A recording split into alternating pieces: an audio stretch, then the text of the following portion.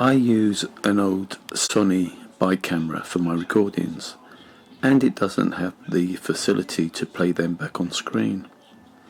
If it did, I could then confront gang stalkers and anyone else with the evidence and maybe also obtain some much needed answers.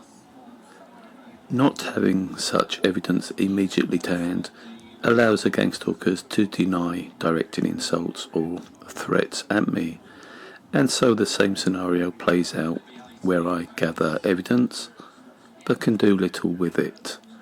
The police gaslight and ignore it, and no one else shows interest in a stalking, surveillance, harassment and torture program. So what else can I do? Michael, you say, why don't you save up and buy a camera which will play back your recordings?